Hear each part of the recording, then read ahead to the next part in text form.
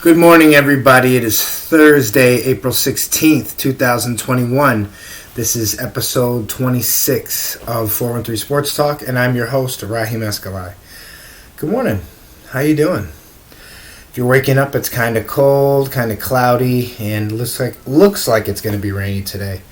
But I've come to brighten your day with some scores, an NFL draft special, and some Western Mass sports scores as well. So without further ado, let's get into episode 26 on this gloomy but positive Thursday morning. We start with my NFL draft special. I watched film, rewatched games of all of the guys I have on this list and more. Some guys that I didn't, but could pop up in my mock draft that might be ready next week.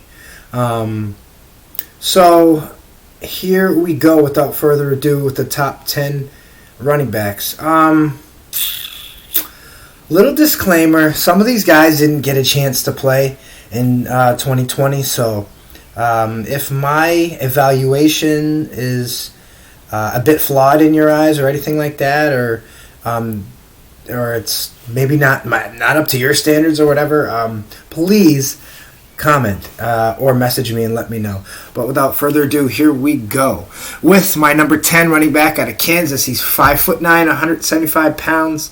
Yeah, I'm telling you the truth. This is Puka Williams. What do I have to say about Puka? I like the name. He's got a cool name, most definitely. He's one of the fastest running backs I've ever seen.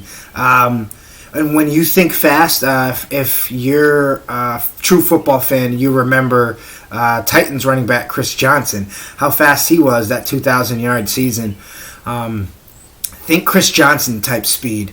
He's got great vision, but because he's so small and has that little frame, it's not really a power runner. He only played 4 games in 2020, and Kansas was in an overhaul as far as recruiting's concerned. So there were a lot of holes on the offensive line, and it showed in a lot of his tape. Puka Williams he's electrifying. The elusiveness. He can stop on a dime. The cuts are crazy. And I think with proper coaching and he gets on a team with a better line, I think Puka Williams is as outright dangerous. Will he develop right? His speed of development, I think it's going to take a couple of years, but Puka Williams will be a star if he's coached right, has a lot of good blocking. He is a running back. This is a passing league, so Puka Williams will most likely go between the 4th and the 5th round. But he's definitely shown flashes of first-round talent, first-round ability. Number 9, Oklahoma State's running back. He's kind of small, but he runs like a bulldozer. That's Chuba Hubbard. What I like about him, in 2019, he was a projected first-round pick. This guy had crazy games. He succeeded in Oklahoma State's the zone running scheme, which a lot of the teams actually in the NFL run. It's what a friend of mine liked to call as the Shanahan system. So I expect if Chuba Hubbard goes, whatever team he goes to, if they have that type of running system, expect him to produce and produce actually quite often and right away too. He's that running style again. Frame maybe not be there for a zone running type of guy, but he definitely plays like that. My one concern with him is his injuries overpower his athleticism and what he can do on the football field. 2020, however, he didn't really show any of who he was the year before at all. He looked confused as a runner. Didn't find the holes fast enough. So it remains to be seen if we're going to get the Chuba Hubbard of 2019 or 2020. Who knows? My number 8 guy is Mississippi State's Kylan Hill, 5'11", 214. I got him going in the 4th round because he's a power guy, very strong. He's got short, even bursts of speed. He's not, like I said, not a long distance guy, not a burner per se. 2020, he got better as a receiver. As he had very questionable hands in 2018 and 2019. He opted out of the season after 4 games, and you know why? With COVID, wanted to prepare for the draft, and I think it was a good move. It upped his stock. Though I have him in the 4th round, I've seen 3 or 4 people mock Kylan Hill going as early as the 2nd round to the Miami Dolphins. He looks like a guy that could fit that system. So I gave Kylan Hill a 4th round pick, a 4th round grade, and that's where I think he's going to go. Number 7, moving on to a guy that not many people know about. Another small guy. His name's Jarrett Patterson, running back from Buffalo, 5'6", 195 pounds. I got him going in the 4th round. Here's why. He's not as fast as he looks. I know you heard the 5'6". It might even technically be 5'8". Who knows? There's a couple inches might be off. But he doesn't run. He's not a 4'3" guy. Maybe 4'6", 4'7". He has great vision. I like the counterbalance, which indicated to me on film that in the NFL he would be good with the in-between tackle runs. He's small, but he's a guy that can take a lot of hits, believe it or not. As I had said, the vision, the counterbalance is there. He's an all-right athlete, and I think he needs to prove to NFL teams that he can catch the ball. 0 receptions in 2020. But Jarrett Patterson was from a small school that literally ran the ball 3 times a possession. So if he could just improve or show that he can catch, I think he'll be very valuable to whichever franchise takes him. Number 6, Michael Carter. This is one of my 2 UNC running backs on this list. And we will get into it. He's 5'10", 200 pounds. This guy's a little bit better than the guys I mentioned before. I got him going potentially in the 3rd or 4th round, and I will tell you why. His side and speed ratio matches. Average speed. Not a guy that's going to win too many foot races, but, obviously he's an NFL running back, so, he follows blocks and boom, he's gone. Reminds me of Giovanni Bernard, former Cincinnati Bengal, who just recently signed with the Tampa Bay Buccaneers. So Michael Carter kind of reminds me of him. He's a great receiver. He's good pass protecting. He's got good vision. The shiftiness is there as well. And the contact balance, as far as him getting hit, does he stay up? Does he fall to the ground like a little girl? That's definitely there as well. He's just a good all-around guy that doesn't really flash any one specific skill as being his greatness. Number 5, we have Trey Sermon, 6 feet tall, 215 pounds, out of Ohio State. Projected in the 3rd and 4th round. Trey Sermon was another guy like, and I was talking about my linebackers, kind of a guy on tape that just existed. And Ohio State, it was just about Fields, and his senior season, Ohio State passed the ball a lot, so that's why to me Trey Sermon looked average. He was emerging as a star. Let's not get that twisted at all. And then he hurt his knee. That was after transferring from Oklahoma. So his overall availability is what would concern me. The injury and then transferring schools didn't really get a chance to get acclimated with the system or consistently play. But from what I saw, he's got good top speed. His acceleration could do a little bit of work, but in the NFL they'll tweak that. Coaches are good with that. He's just a good all-around back, and whoever gets Trey Sermon's gonna be happy they did. Moving on to number 4, Kenneth Gainwell, one of my favorite running backs on this list. A big sleeper who's been climbing up a lot of the experts boards lately. Let's get into him. I compare him to Philip Lindsay, the former Denver Bronco. I think he was a Denver Bronco. Yeah, number 30.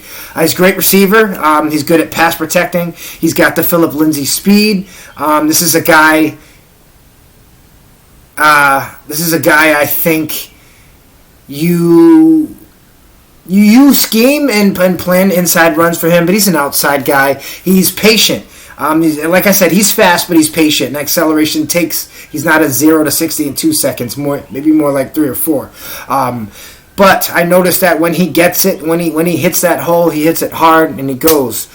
What a name for him, Kenneth Gainwell. They should have known he was going to be a star running back his whole life. Got him going between the second or third round, depends on which team grabs him. He's 5'8", 200 pounds.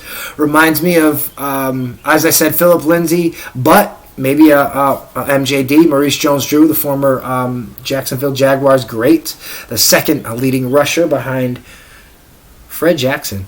He was the man. Moving on to number 3, another UNC back, and please, I understand. Javonte Williams, 5'10", 220 pounds. This is my type of running back right here. I got him going in the second round, potentially to the Miami Dolphins. Javonte Williams has the best contact balance of any halfback I've evaluated in this draft class. He's a guy it's one tackle, 2 tackle, maybe even 3 or 4 is going to take him down. Not a Derrick Henry type.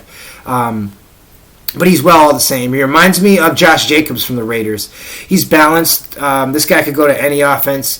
Patient runner with great long speed. Like I said, he put him in with goal line situations, and I think in the second round he's going to go to the Dolphins. Now my number 2 and number 1 running backs is just a matter of preference. So let's finish this up. Number 2, Travis Etienne from Clemson, 5'10", 214, first or second round grade on him. Is he a generational talent? I don't know. Reminds me of Alvin Kamara because he's a great runner, great receiver. He's fast. The home run ability is with every touch. That speed is coveted by many teams, and it's going to be a treat to see him in the NFL and see what he does. He's great getting yards after contact.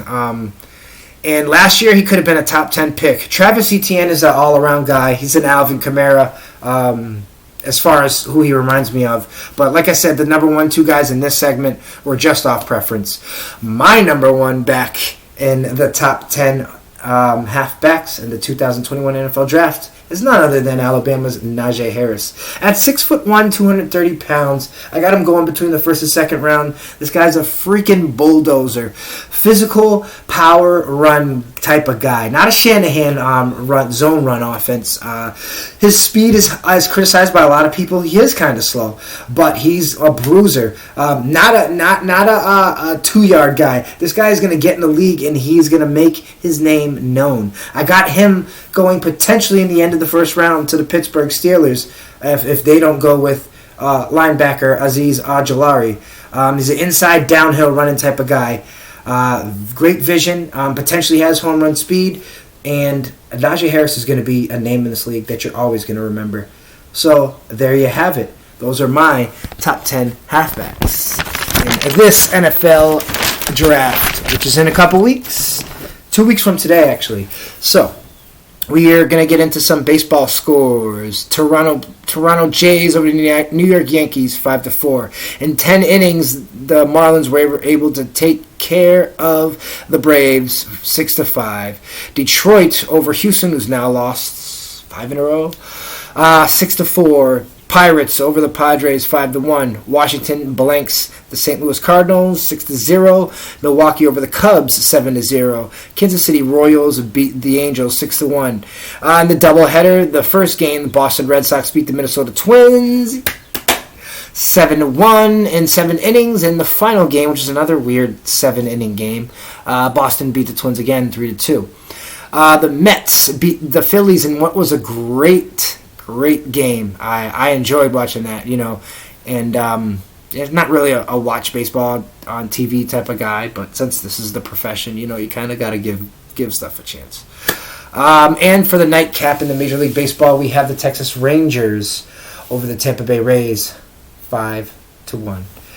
Moving on to the NHL, Minnesota beats Arizona 5-2. Calgary over Montreal 4-1. Winnipeg over Ottawa 3-2. Colorado beats St. Louis 4-3, and the Anaheim beats the San Jose Sharks 4-1. Big night in the NBA, including Luka and his buzzer beater over Ja Morant and the Memphis Grizzlies. Dallas won that game by a score of 114-113. Indy beats Houston 132-124. Got the Denver Nuggets over the Miami Heat 123-96. Sorry, Ryan Jones, your Miami Heat lose again. Washington over Sacramento 123-111. Detroit over the Clippers 120-98. New York Knicks beat the New Orleans Pelicans 116-106. Orlando over the Chicago Bears. Chicago Bulls. I'm sorry. Both teams suck either way. 113-106. Toronto beats the Spurs. What's happening in San Antonio? At least this season. 117-112. Philly over Brooklyn, 123-117. Durant played good in that game, by the way. Cleveland beats Charlotte, 103-90. And the Milwaukee Bucks beat the Minnesota Timberwolves, 130-105. Those are your NBA scores.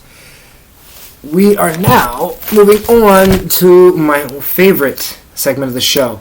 Western Mass Sports in girls volleyball. Athol beats Pioneer Valley 3-2. Frontier over Turner's Falls 3-0.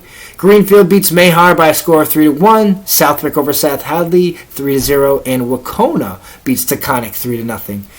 Girls soccer, Pioneer Valley gets a lone goal, but that was enough to beat Athol as they win 1-0. For boys indoor track, we have Agawam beating Ludlow 68-30. And Chicopee Comp over South Hadley 34-25. Girls indoor track. South Hadley beats Chicopee Comp by a score of 73.5 to 26.5. Agawam over Ludlow 69-31. And those are your scores for Western Mass Sports.